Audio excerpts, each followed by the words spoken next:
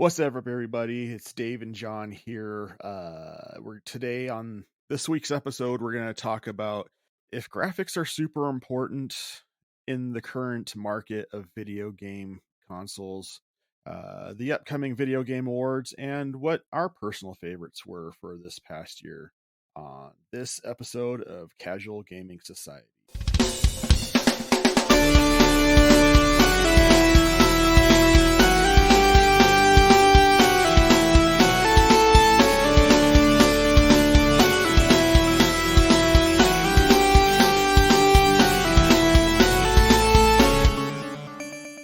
Hey everybody, John here. You are listening to the Casual Gamer Society, the video slash tabletop slash board gaming division of the Geek Devotions Network, the network dedicated to letting you know that you are loved, you are cared for, there's a purpose for your life, and you are worth the second. With me in the studio, I got my good buddy Dave Clements. How you doing, Dave? I'm good. Good. You? Well, broken arm. So got that going for Thanks, Rose, for me. That was cool. me. Hey. Starting spicy So, today. oh, Riverside is just being its Riversidiest. But enough about our difficult technicalities. We got some stuff to talk about. I was watching well, first of all, let's do our normal show beginning shenanigans. What have you been playing lately, Dave? Not multiple games at once. I trimmed it down. So just a but whole lot of Pokemon then. Actually, it started out as Pokemon Scarlet because my oldest daughter got Violet for her birthday. So we bought the double pack, so of course I could play too. And then I picked up a game called Graveyard Keeper on the Switch, and I have not put that down in like the last week and a half. Sounds interesting. Yeah. I myself have been playing nothing lately because I broke my arm, and playing video games one-handed is just no bueno. Prior to that, I had finally been beaten into submission, and I bought myself a Switch, and I was playing Diablo 2 on it, the Diablo 2 remaster, pretty much nonstop until I broke my arm. So I got that going for me. Yeah, I saw that you got a Switch. I have to know what pushed you that way. Is it just our conversations with Dallas and Celeste? Because I know they're just on Switch. Constant peer pressure over time. Mostly because all my podcasting friends, who none of which live anywhere near me, all play Switches, and that's like the only constant across the board. So I'm like, hey, this will be a cool opportunity to extend that social interaction and get really mad at Nintendo. And then only you and the Moras responded to me trying to get those codes. So, I got that going for me too. It's like, oh, nobody wants to be my friend. Yeah. Switch's ecosystem is interesting, and I'm sure you'll realize that the longer you have one. But I'm sure I'm still baffled at the fact that I have to download an app onto my phone. Any kind of game talk. That's just wild. Yeah, that's a whole conversation in and of itself. But welcome back to you said you had a Nintendo at some point, right? Super Nintendo? Yeah, I was a Nintendo fanboy from the beginning, from the NES era. Because, like, my growing up, the earliest system I can remember having is an Atari 5200 or 5600 was. Right. No, 2600. That's it. There's too many numbers. Whatever. Y'all understand what I'm talking about. The wood grain one. And so that was my earliest memory, but then after that, in like 86 or 87, my parents got a Nintendo Entertainment System, and I lived on that thing for like forever. Okay. So the natural progression from that was the Super Nintendo. But after the Super Nintendo, that's when I jumped off the Nintendo train and got my PS1. Yeah. So have you dabbled with the NES and SNES stuff for Nintendo Switch Online? Oh yeah, definitely. I was actually pretty excited that I could play the Star Tropics games because I Yeah. forgot how much I missed those. Like if it scratches that original Legend of Zelda game itch that I Mm, have, which is also on the online. But right. sometimes you want to play a different variant. Yeah. But so Star Tropics has been good for that. On the SNES one, right before right before I broke my arm, I was starting to get into Breath of Fire a little bit, Okay. and like there's part of me that wants to jump into Earthbound, but I know firsthand how long that game is and how much of my life it will consume. And I don't know if I'm ready for that kind of commitment in my life right now. Yeah, I had to put Earthbound on pause since the last time we recorded. I've put a few hours into it, but I've had to push myself because For a 16-bit game though, you gotta admit that game gets super deep for a 16-bit game. yeah, Just like yeah.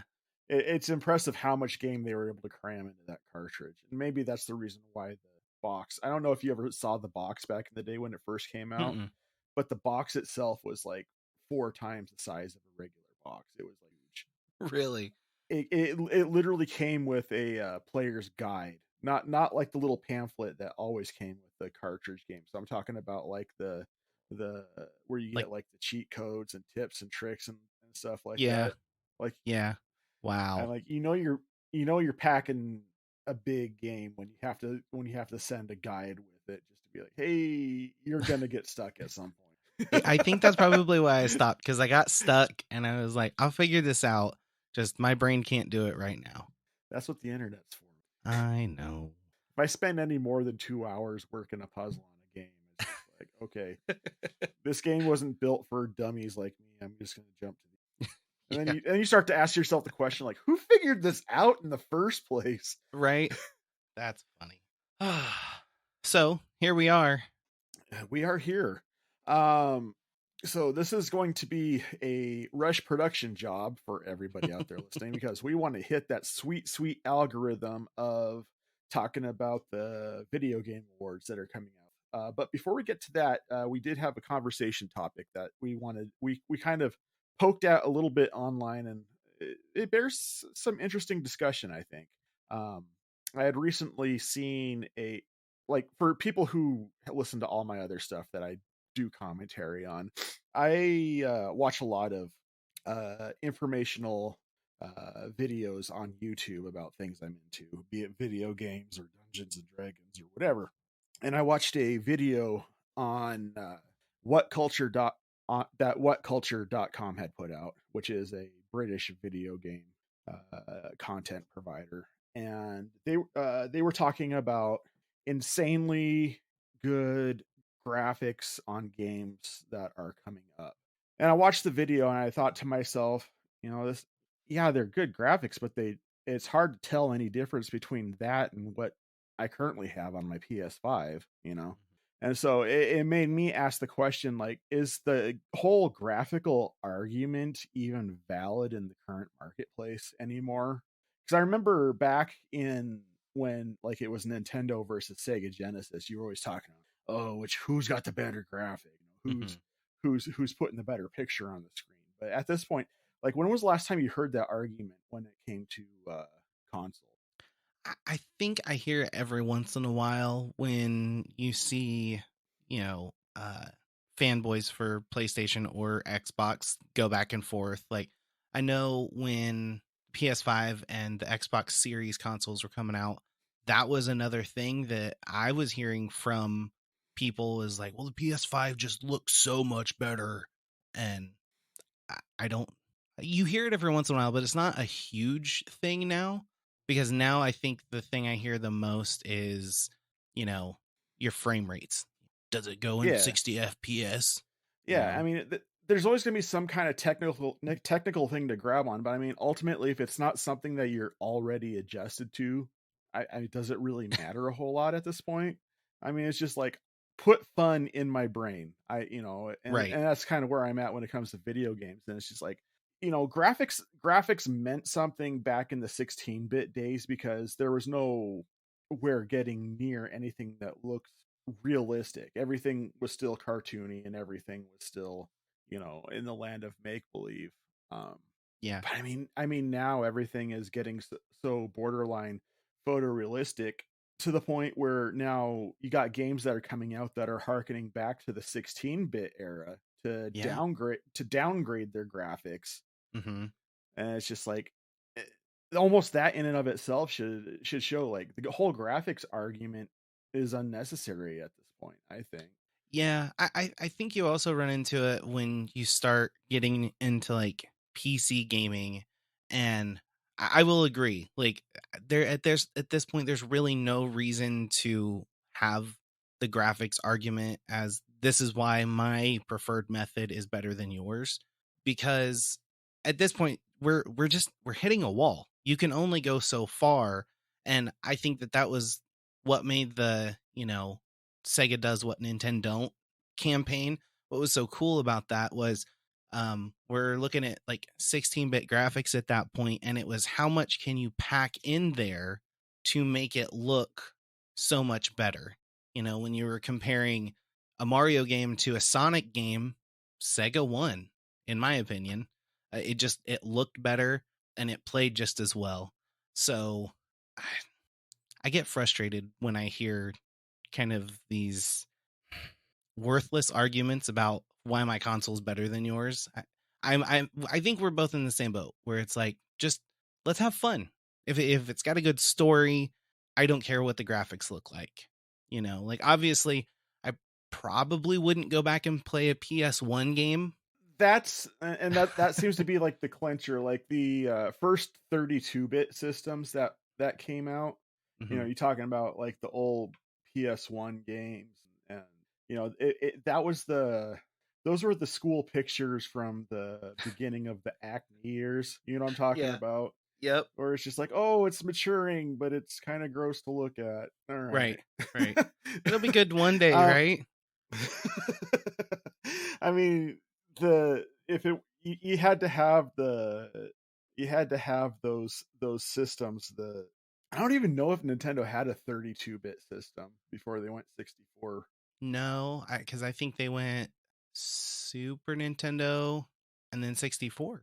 But I know like you had to have the PlayStations and the 3DOs, Mm-hmm.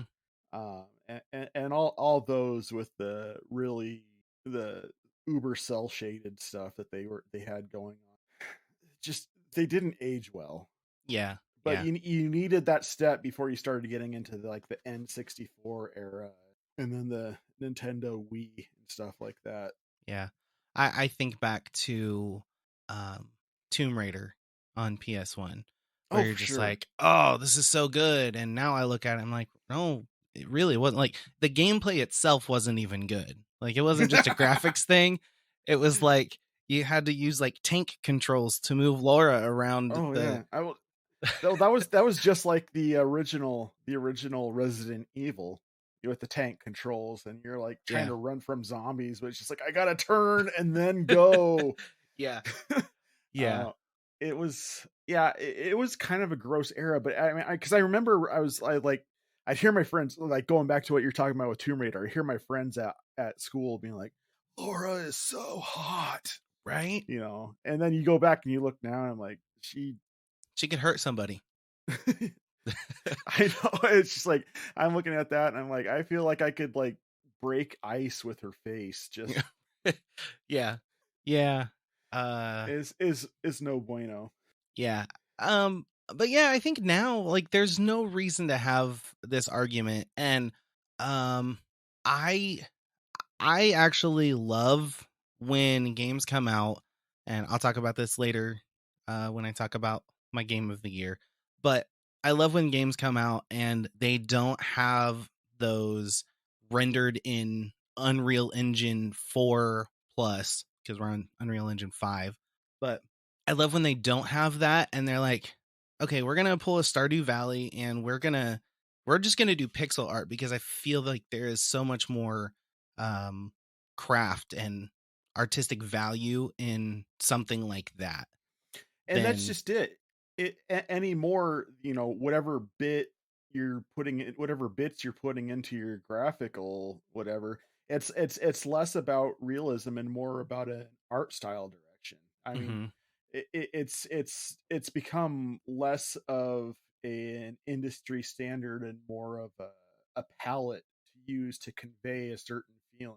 Like those 16, like when you get those RPGs that come out that have that 16-bit aesthetic, who doesn't Mm-hmm. get a wash of like old SNES nostalgia? Or you get the Sonic the Hedgehog that's playing on the Nintendo now. But I mean, Yeah. when you get the reissues of the original game and you catch that Sega at the beginning, Mm-hmm. you start to look for your C button on your controller. Right. Yep. So Yep. it's just one of those things. It turned into a situation where you could use that as a graphical decision in order to utilize nostalgia Yeah. to paint over your whatever game you're with. And I think that's an interesting juxtaposition as well. Um, to be able to use 16-bit or 8-bit graphics to enhance the feeling of the game at the sacrifice of the graphical fidelity. Yeah.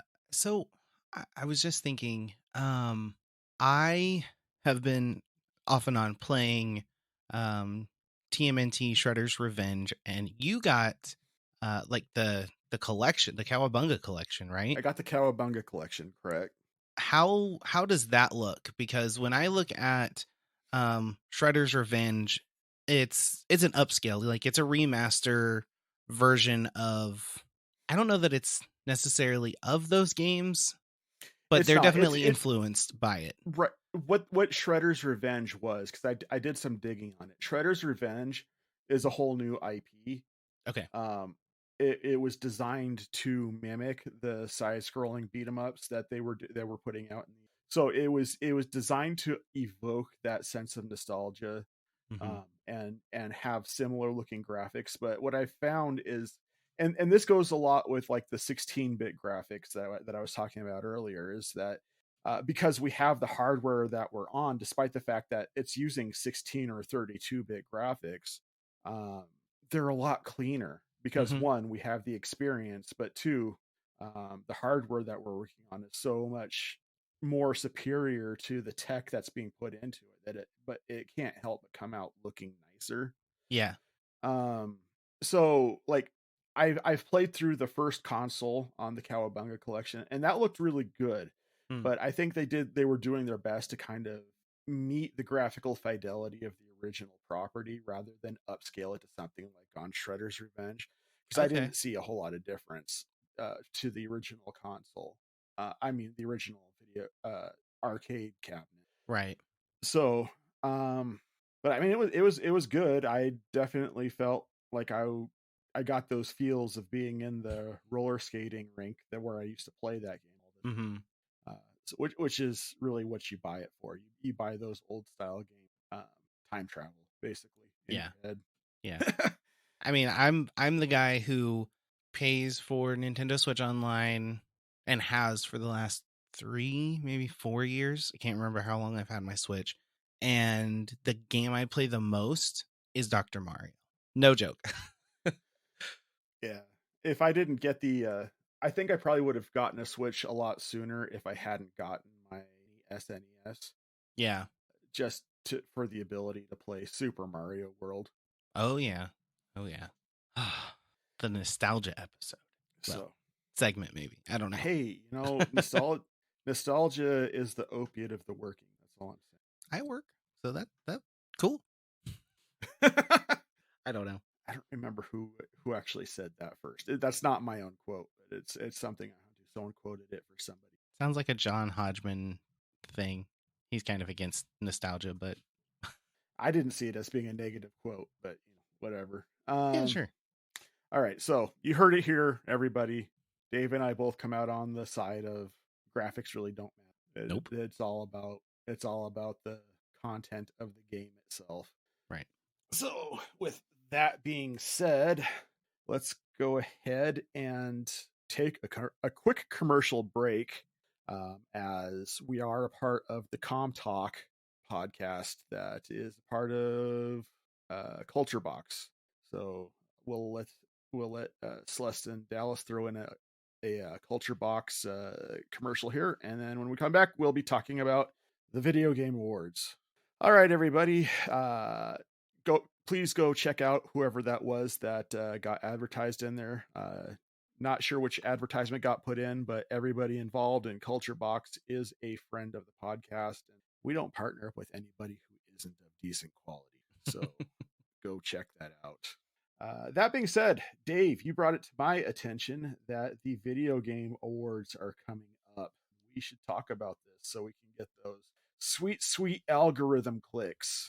Yeah, they are live on December 8th, 2022. And I love watching the Game Awards. Have you watched the Game Awards at all or recently? I watched bits of them back when they were aired on G4. Okay. And G4 was a TV station. Yep. Well, it So was earlier this year and now it's not again. So, okay. Yeah, they came back and then they got canceled. I'll suffice it to say that I haven't watched it. I haven't watched them since the number before the last number of the year was a 0. Okay. So I guess I don't really have to explain the Game Awards.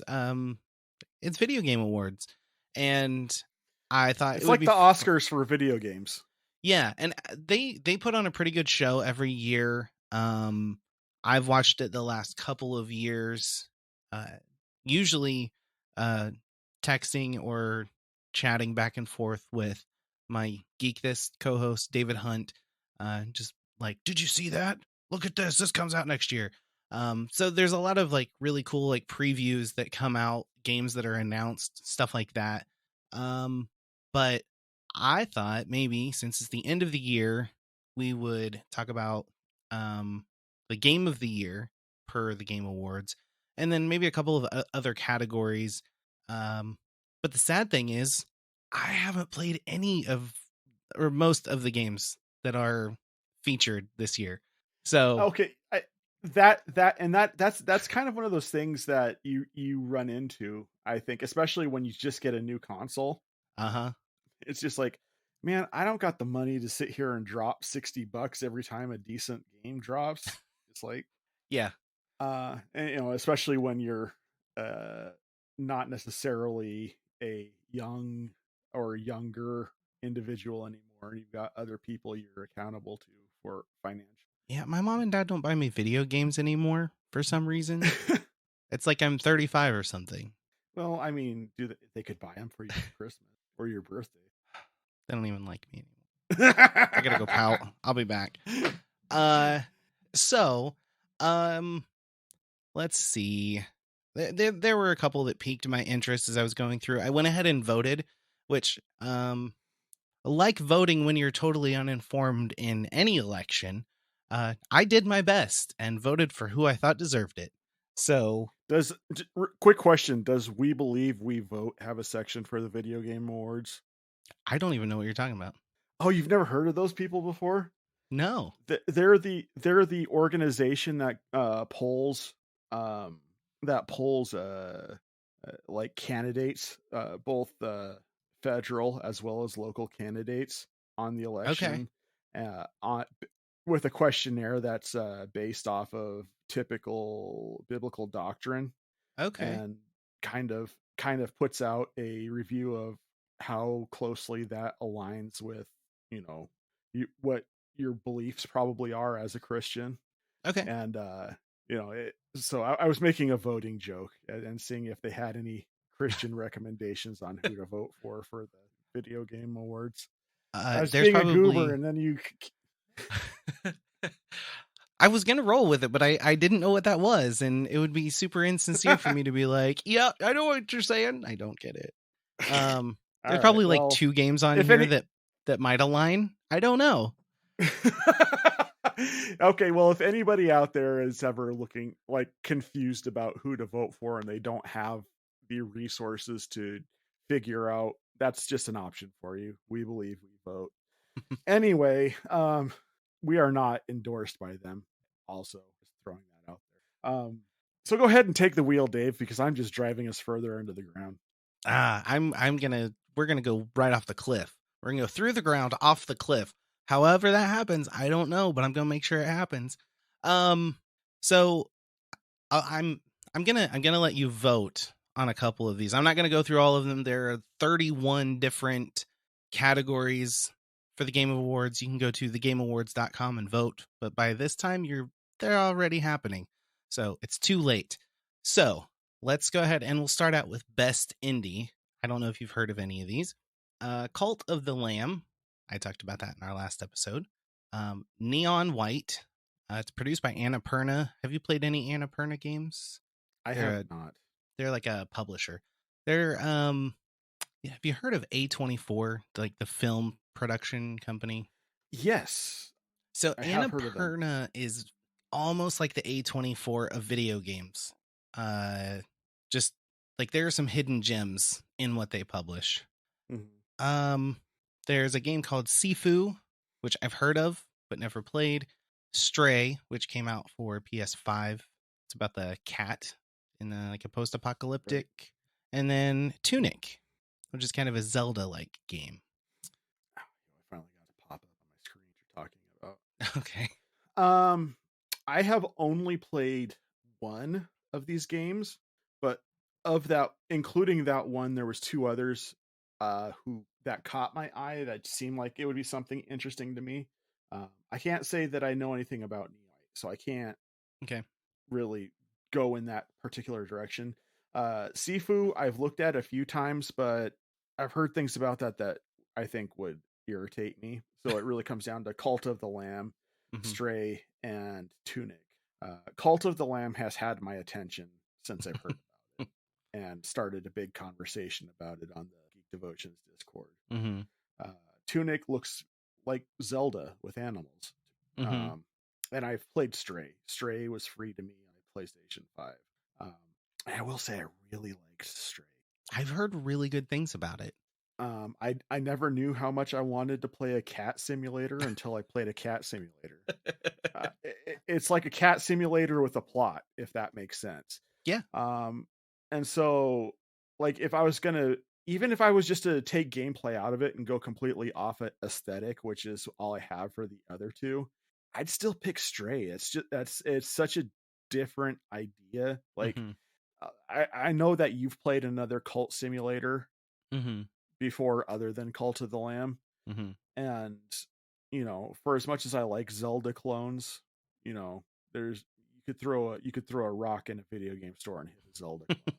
Yeah. So Stray hit me as something very unique. My vote's probably going to go for Stray. Cool. Stray definitely looks interesting to me. One day I'll play it. Tunic, I did play for a little bit. It is very Zelda-like. It's an isometric game, so the graphic style's a little different, but it's fun, very puzzly. So it definitely hits that. If you're looking for an action puzzle game, that is fun. But Cult of the Lamb was just so easy. And over the last few years, really since getting my Switch, I have really fallen in love with finding indie games. So when I saw this category, because I always forget that it's a category, I was super excited. Then I got more excited when I saw Cult of the Lamb because indie developers are killing it with some games right now. All right. Let's see. What else did I have on here? All right, let's jump to Best Narrative. 4 very popular games are here. We have A Plague Tale, Requiem, Elden Ring, God of War Ragnarok, Horizon Forbidden West, and Immortality. Have you played any of these, John? Forbidden West, I have. Okay. I bought that very close to it came out, probably about a month after the fact. Trying to find the box here, jumps around. I know. Oh, there we go. What's that? I said, I know. Well, I already voted for everything, so I can go back and view all. So. So I will say I would never vote for Elden Ring just because it's made from Software, and they are an abusive spouse for me. Like, I keep I going back to them thinking that they've changed, but they just continue to hurt me every time I go back. I knew you were So, going to say that. I part of the reason I grabbed it as one that you had to choose from because um, yeah. Plague Tale seems like an interesting idea, but the concept was spoiled for me by Yahtzee Croshaw from Zero Punctuation, um, when he kind of broke it down to its core playing value, as far as you got this kid that can summon plague rats and keeps getting scared at stuff, and so it's just like, just Hmm. drown the kid. He's the problem. um yeah, I never Um, played the first one, which was A Plague Tale Innocence. I've heard really good things mhm, about that one, and I've heard pretty mhm. good things about this one. I don't know anything about Immortality, Yeah, so that's a newer one. I do believe that it is currently on Game Pass as we record this, and I have not touched it. I haven't seen enough of it to show any interest in it. I mean, mhm. I have hundreds of games to choose from on Game Pass, so I had to kind of totally just ignore that Yeah. And so, I mean, that just really leaves me with Ragnarok and Forbidden West, and both of which are Sega exclusive, not Sega, Sony exclusives. Um, that first conversation just has thrown me off my game. one. Uh, I loved, I loved the 2016 God of War. Loved it. One of my favorite gaming experiences. On the same level, it was tied with Forbidden West and Ghost of Tsushima Yeah. as my favorite game for that generation. So, uh, really, I haven't played Ragnarok, so I can't speak to it, and that's the only reason why I'm nudging this towards Forbidden West for me, because I have played that and beat Hmm. that, and that's a really solid game. Although I will say that it started out with me being exceedingly disappointed, because I thought they were going a direction with it that they weren't. It Mm. just turned out that I was in the very hand-holdy tutorial section. I remember seeing that conversation pop up, and I think you were a couple hours into it, and you're like, "Oh, okay, never mind. I'm not so upset now. It was a tutorial." The tutorial does last about 2 hours. So, Yikes. and it's not because they're cramming so much down your throat, it's because they're really trying to maintain a narrative flow. Okay. So it's not intentionally obtrusive, which is good as a concept, but in the same sense, it's just kind of like I was losing hope for the game, Hmm. because I didn't know I was in a tutorial, because it didn't feel like a tutorial. It felt like part of the narrative. Yeah. Um.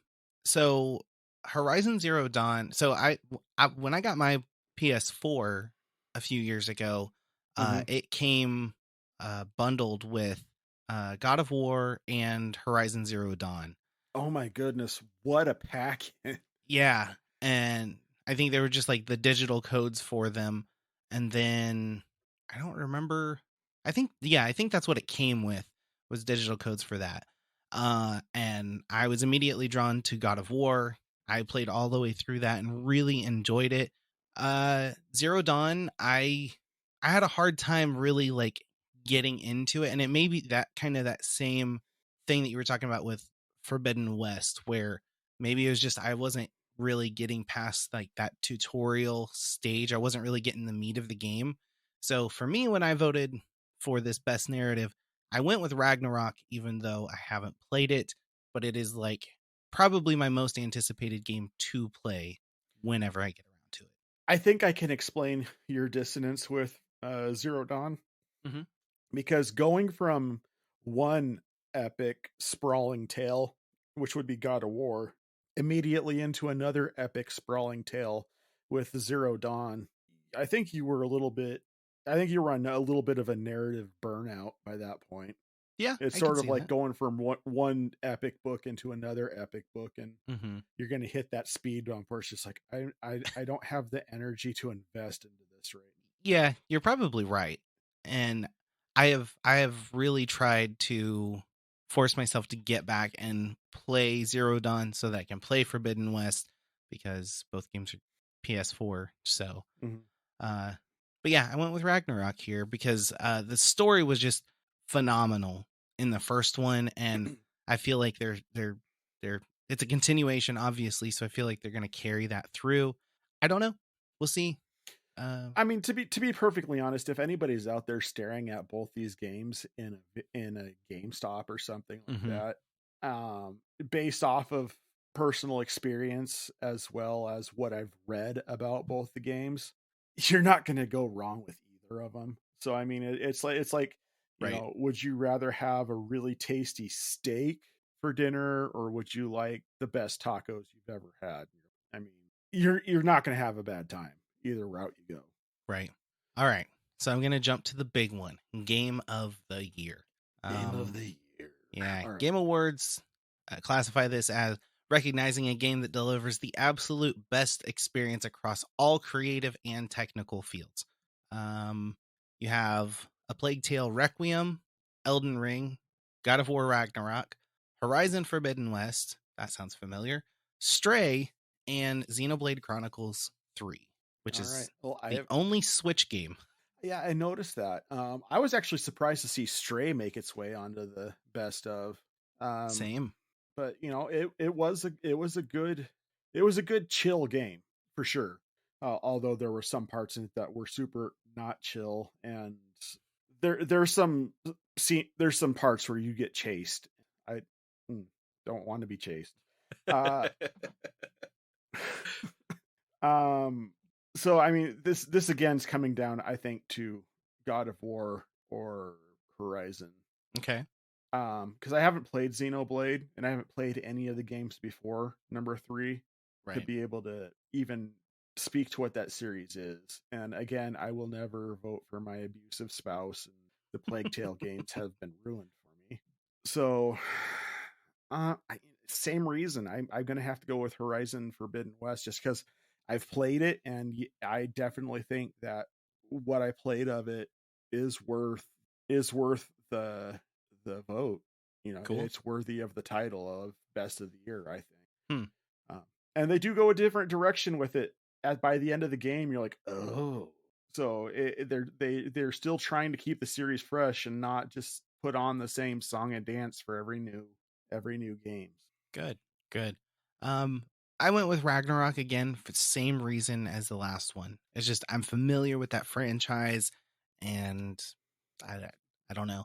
I mean, my personal opinion, having not played them, none of them deserve Game of the Year. The game I picked for the next segment should be Game of the Year, but that, um, um, I before we move on though, I am gonna say that I can promise you that there are more people voting the same way we just did, mhm, with just like, oh, I don't know these other ones, so yeah. I just because it's become so cost prohibitive to try to get all the big games in it. It's just like you're gonna have a lot of people who are voting completely blind to all the options. Yeah. I do want to touch on something, and I would love to get some audience feedback for this actually. So the Game Awards has a category called Innovation in Accessibility.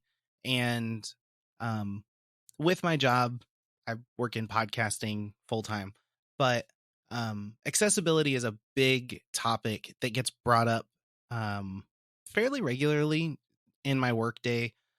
Just making sure that we're making podcasting accessible for the blind and the deaf, um, or hard of hearing, things like that.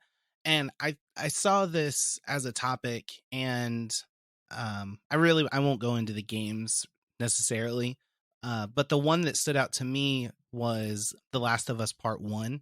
They're calling it Part One because they actually went back to.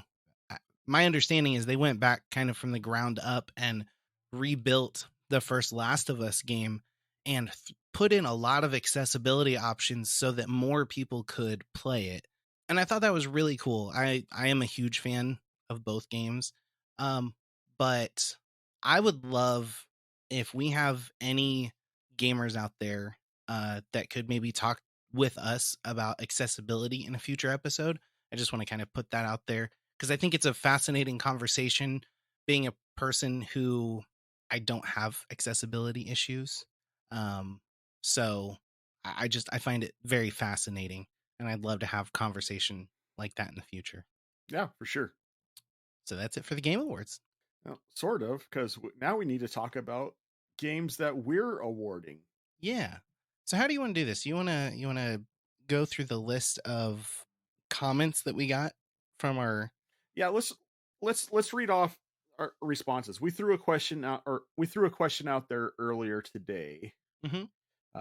Maybe if we thought about it a little bit sooner, we probably could have put it out there and let the answers accumulate a little bit better. But we threw a question out there earlier today about what your favorite game is that you played this year. I don't think we added a lot of stipulations like it had to have come out this year. Nope. Because as we were discussing earlier in the show, not a lot of us have bought like day one editions of games that came out this year. And a lot of what we play is catching up to older games that we've heard good. I think there's room for those conversations because when you play games, sometimes when you play it makes it slap a little bit harder. Mm-hmm. So, what do we got for responses on that? So I'm going to work from the bottom up for my list. Drew from the Cellcast said that Persona 5 Royal was his favorite game this year. Matthew Cosby also said Persona 5 Royal tied with Live Alive. I'm assuming both of those were the Switch versions of the games. I know that Persona 5 Royal dropped on Game Pass a few weeks ago, and I played maybe the first half hour to hour of it. And Mm-hmm. normally I would say that it's not really my style of game, but I was very interested in the artwork, the story, and the Mm-hmm. gameplay mechanics were pretty interesting. Have you played Persona 5 Royal or Live Alive? I've played neither. When I picked up my PS5, I had the the early adopters game pack or whatever they called it, where you could download like 15 PS4 games Hmm. directly from the PlayStation Store for picking up. And I had my PS5 on day one. So I have the original build of Persona 5. I've still Mhm. not played it just because there is like so much content on the PS5 that I'm just like, I'll get to it when I get to it, man. And it's going to be even longer because I found out that one of the December free games that are dropping for PlayStation Plus is the remastered trilogy of Mass Effect. Oh yeah, the Legendary Edition. Mm-hmm. Yeah. And I have never played the Mass Effect games, so I hadn't either. I started the first one and then I was like, I'm too overwhelmed. I can't do it. so um it's yeah. just things keep piling up, man. I know. And and I've and I, everybody gives me a hard time cuz I'm playing 6 games at once. This is why. You have these services like Game Pass that are like, "Hey, look, lots of new games." And I'm like, "I want to play at least half of them." And the next month, "Oh, look, 10 more games. I want to play at least half of them."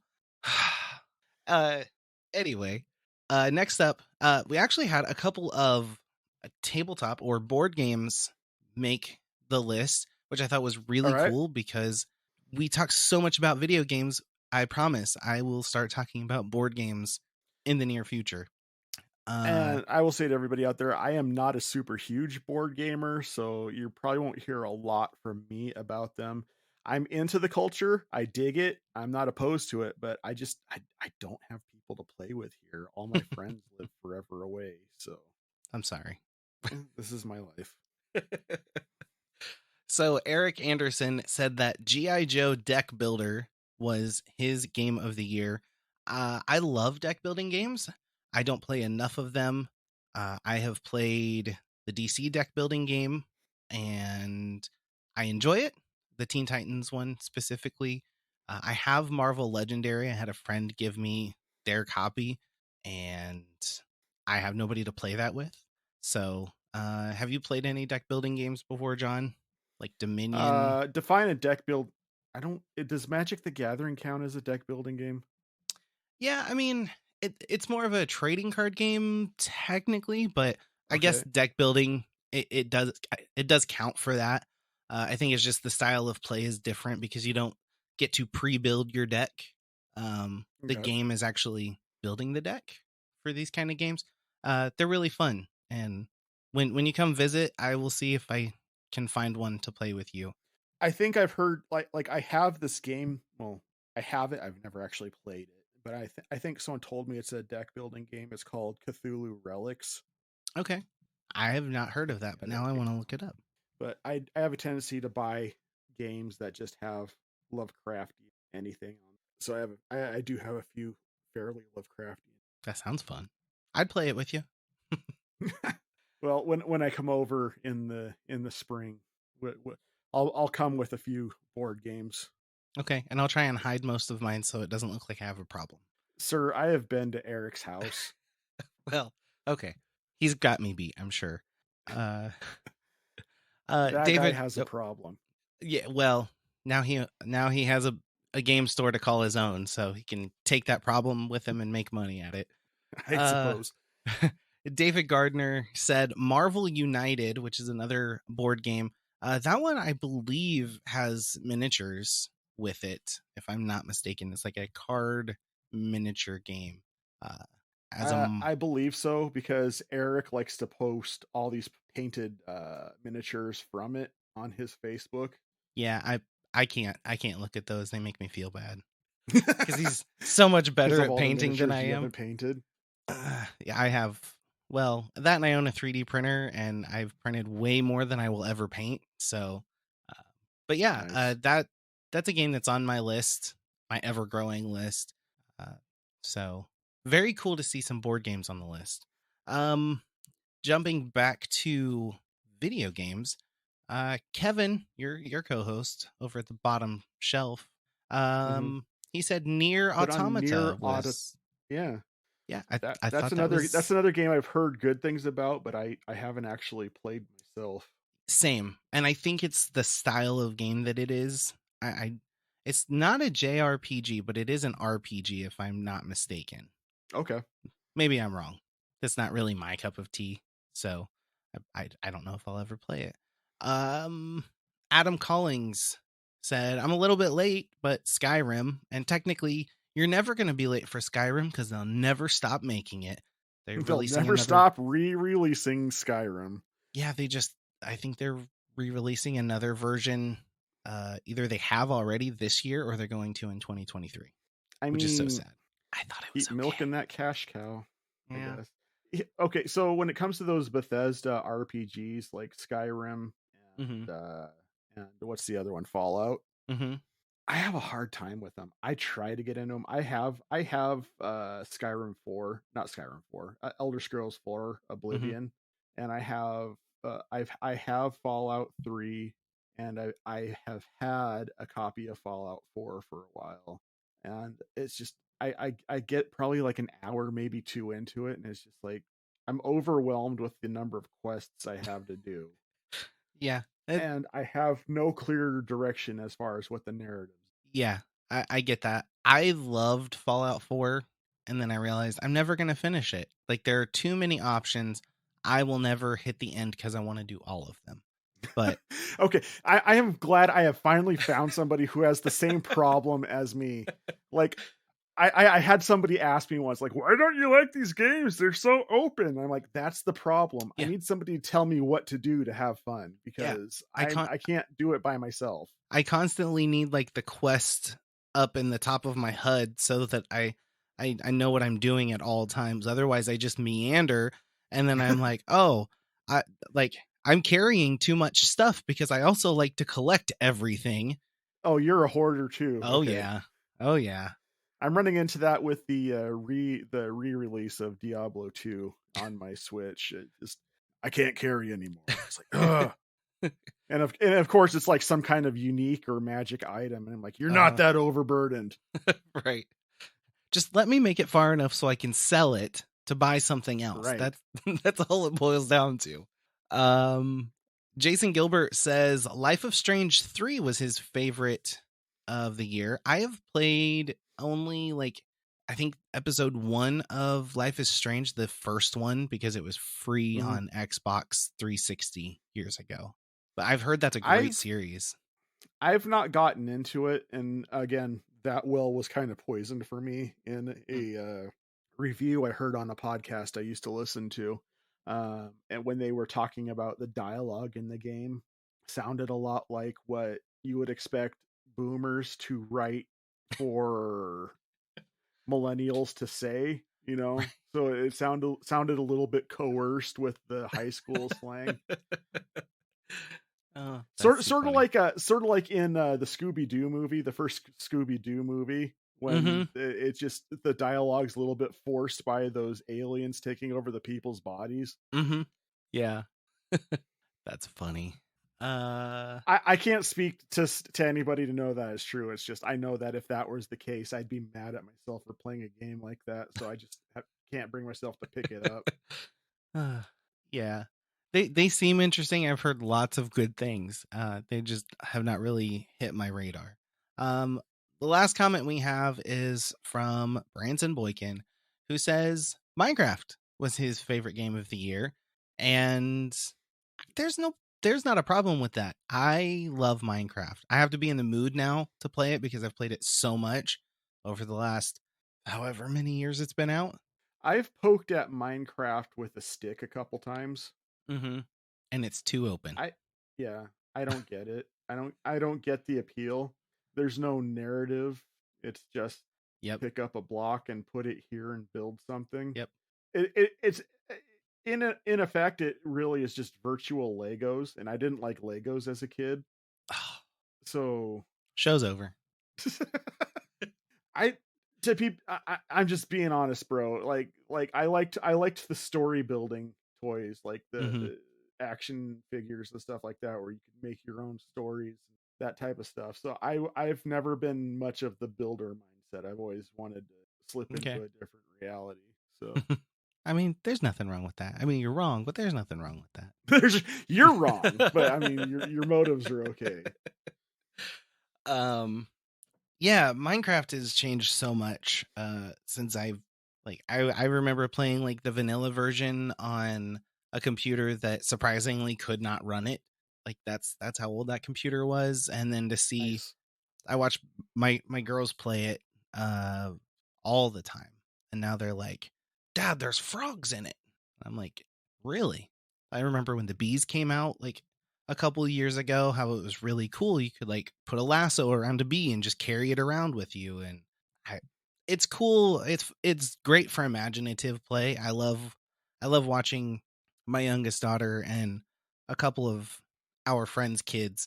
They'll sit down when they're hanging out together, and they've each got their own switches, and like they're like role playing while playing Minecraft. And I was like, that's cool. I would have loved that as a kid, but I had actual Legos and outside, so missed out on that. But now it brings us to our games of the year. John, you want to go first? Or I can go. I don't care. Well, I would love to go, except you had frozen up on me, so I was just gonna pretend like I knew what you said and go by context. Good, good. I mean, that's the way it should work. I didn't say anything great. I'm not going to win awards for it. So I'll let you go first for our games of the year. Oh, games of the year. Oh, that's gonna make me remember what I actually played this year. You know what? No, I think I've already said it. I'm gonna give it to Horizon Forbidden West. Nice. What was it because that was the one that you sunk the most time in? Was it the story? What really like is All of like the this is the above, one that man. stood out? Yeah. Like Horizon Zero Dawn was like it went places I wasn't ready for it to go to. It's one of the few games that have caught me off guard with it. Um and Forbidden and Zero Dawn was 40 hours. And I'm like, that felt great. Mm-hmm. And I wanted seconds, you know. This with Forbidden West, it hit the sweet spot. I had I had enough by the time it was done. It went about 80 hours on that, and 80 Wow. hours on a modern console that's a lot of game. Yeah. Um, but it was good, and at no point did I feel like it had overstayed its welcome. The narrative goes places again that walking into it, I wouldn't have expected it to go to. Um, it annoyed me at first, but the more I played it, it was just like, you know, it's not the direction I would have gone, Mm-hmm. but I can see how this is still a good thing. And Hmm. so and I know I'm being a bit vague, and I'm trying to stay spoiler free for the people out there who haven't played it, because I do recommend playing it. And the best way to play any of those games is to go in as blind as possible. Yeah. Um, it's not too much of a spoiler to say that I absolutely loved being able to explore uh, future post-apocalypse Las Vegas. That was fun. So, but yeah, I mean, narratively, it was great. It was worth the investment of money that I paid for it. Like it almost felt like it acknowledged, yeah, video games went up in price for this generation, but we want to give you what your money's worth. And I legitimately felt like the people who made the game really were focusing on making sure that you felt like you got your money's worth out of the game, Yeah. paying it full price, which is Good. something you don't see a lot. Right. Right. I know. I mean, I'm hesitant to pay $60 for a game, and that's somebody that has owned a Nintendo console for several years now, and most mainline Nintendo titles are going to run you $60 all day every day, except for those very, very small windows where they're like, we'll give it to you for $45. And even then I'm like, ooh, no thanks. Right. Um, so what would be your game of the year? This was kind of difficult because, it's kind of a joke, but I do play a lot of video games, or at least I try a lot of video games. And I've tried some really good ones over the last year, but Graveyard Keeper, which is the one that I am currently playing, it has my attention to the point where I'm just going to admit it. I brought it into my office and I might have forgotten how long I was supposed to be working. uh it's one of those games that I'm always thinking about, okay, what was I working on, and I want to hurry up and get back to it. It's become very addicting. And the concept of that, it sounds kind of dark, but the humor has won me over. There's a lot of like tongue-in-cheek jokes. um the the concept is the character you play dies and you're transported in almost like this limbo area where it's like this kind of fantasy medieval world, and all of a sudden you find yourself as the graveyard keeper. It's your responsibility to take care of this graveyard, and as you ask, like, hey, can you help me get home, people are like, yeah, I can help you get home, but I need you to do this. And then when you go and do that, somebody else goes, oh, but I need you to do this before I can help you do that. And so it turns into like you're doing 600 different tasks in order to get yourself home. And so there's a little bit of puzzle trying to figure out, like, okay, well, how do I craft these certain things? And, how should I build out my skill tree in order to achieve these goals faster? And I don't have my Switch in here, so I can't tell you how many hours I've put into it. I would say an easy 15, if not 20 hours in just the last 2 weeks. But it just, there's just something about it that just grabbed a hold of my head, and I'm enjoying where the story's going and the characters that you meet. They're funny. They're all a little rude. And there's just something that tickles me about it. But that is one of those like 16-bit games that I adore it. Cool.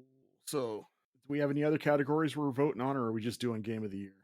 Um, I mean, if you had something else, I didn't, but Nah. nah. Okay, No, I just didn't know what was up your sleeve. nope, that was Uh, it. is there anything? Is there anything coming out soon that you're super looking forward to, or something that might have just released? Hmm. I actually think there was a board game, and now I can't remember. So, uh, yeah, I can't think of anything right off the top of my head. Hmm. I can tell you what, Callisto Protocol dropped this week, I did see that. and boy, howdy, have I been salivating to get my hands on a copy. pushing that Persona 5 game back even further because stuff just keeps coming out. Yeah. Yeah. Uh no, I think all of doggone it. There was something. I can't remember. It's all right. I got plenty to Well, cool. play. I think we have hit. All right. Well, I think we have hit the end of the episode. Do you have anything else to bring up before we bring this thing to a landing here, Dave? No, I do not. I'm pretty stoked with where we ended, and uh, thanks for the feedback. That's what I got to say. All right. And we do appreciate any kind of interaction. So if you got anything you want to throw at us, any discussion ideas you want to hear us talk about, anything at all, we love to chat at you. Hit us up in the Casual Gamer Society thread at the Geek Devotions Discord server, or shoot us a message on the Devoted Geeks group on Facebook. We're always watching. Um, and who knows, you might be able to interact with us on the next episode. Until then, I am John. He's been Dave. And good night, everybody.